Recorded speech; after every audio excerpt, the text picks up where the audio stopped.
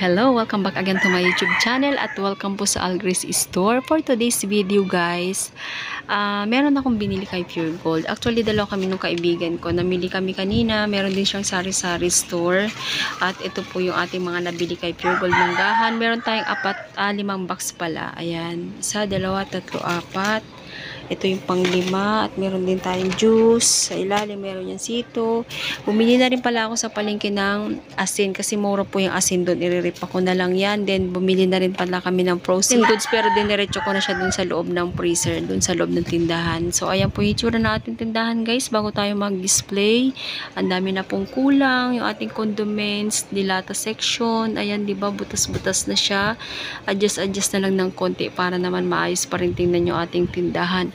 Doon din po sa loob, ayan guys, so ang dami na kulang sa mga popcorn, powder, kape, conditioner, shampoo. Ayan, ang dami ng kulang pero syempre mamaya ayusin natin yan. Pupunuin natin yung ating mga sabitan. Nandito muna siya sa ngayon guys. So hindi ko na po ito i-haul kasi medyo marami-rami, masyadong mahaba yung ating video nito. So update na lang po ako ulit after kong mag-display. So ayan guys, see you later. One eternity later. Guys, balik po ako at nakapag-display na nga ako guys. Ito na po yung hitsura ng ating tindahan kapag na i-display na or nakapag-display na ng ating mga pinamili. Ayan, dito tayo sa ating biscuit at mga candies. Ayan po yung ating candies, biscuit. Meron tayong mga toasted bread ngayon guys. Kasi dumaan po yung iiwan dito yung supplier namin sa mga toasted bread, hopya, ayan, kaya medyo marami. Medyo nabawasan na nga po yan kasi punong-puno yan dito sa ibabaw, kaya lang ayan na. Yung iba naman nilagay ko sa garapon. Yung pinakamabenta dito, yung crinkles ba yun, ubos na kaagad siya. So naman yung ating istante ng mga biscuit guys, ayan. Yung ating mga cup noodles, pancit canton, ayan po yung ating lalagyan. Sa kapihan pala guys, ayan, medyo puno na rin siya.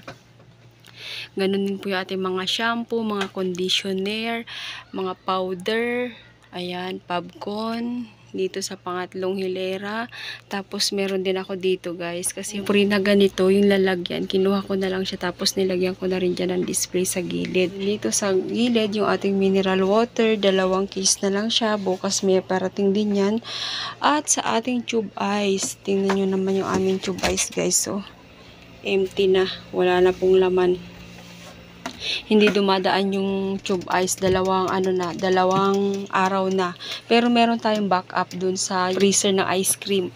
Pinapatigas ko lang, ililipat ko na siya dito. Yung tigpa 5 pesos naman po yun. Then yung ating mga lalagyan ng noodles guys, ayan, medyo marami na siya. Yung ibang mga biscuit na stock, yung sobra dyan ko na lang nilalagay. Yung mga sabon naman dun sa baba, ayan po yung ating sari-sari store ngayon guys, dahil kakapamili lang natin. Doon naman po ako naglalagay na sigarilyo sa ilalim. So dito tayo sa labas guys, ayan. Ngayon pala nagpapabili na rin ako kay partner ng mga disposable. Ayan, yung spoon ko naubos na, fork na lang yan. Tsaka ito, nagpabili na rin ako kasi 1 peraso na lang.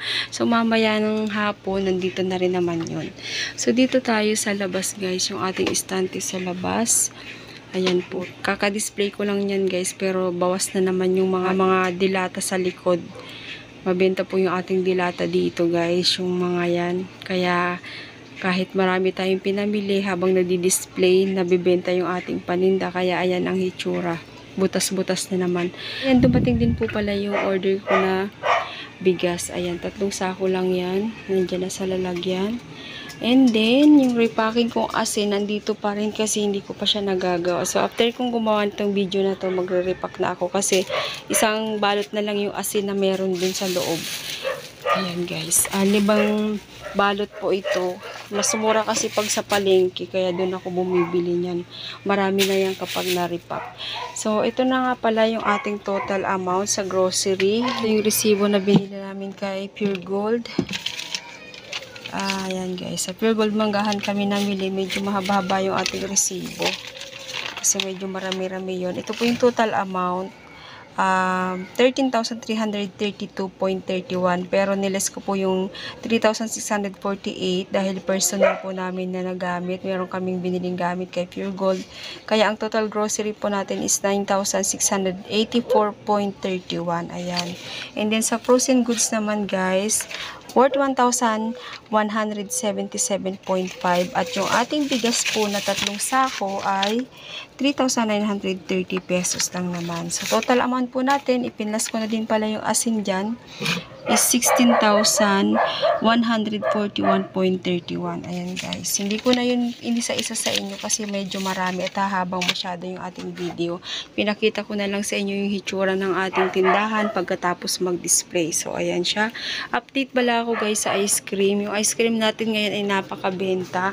Ngayon po ay ito na lang yung laman. Ilang flavor na lang yan. So bukas, Saturday, dadaan naman si Joy Ice. So, kukuha na lang ako ng ibang mga naubos na dito. Ice cream. Naglagay din pala ako dyan ng ice pop. Ayan po. 2 balot lang yun ng ice pop. So, ayan lang yung ating ice cream guys. Medyo kukunti na. So, ayan guys. Dito ko na rin po tatapusin yung aking share sa inyo. Magre-repack pa ako ng asin. Ayan. At maraming salamat po sa mga bagong subscriber. Shoutout po sa inyong lahat. At sa mga hindi pa po nakapag-subscribe, please subscribe my YouTube channel, Ebel Grace 2. At syempre, huwag niyo pong kalimutang pindutin ang notification bell para lagi po kayong updated sa mga susunod ko pang video. Thank you so much. Bye-bye. God bless us all.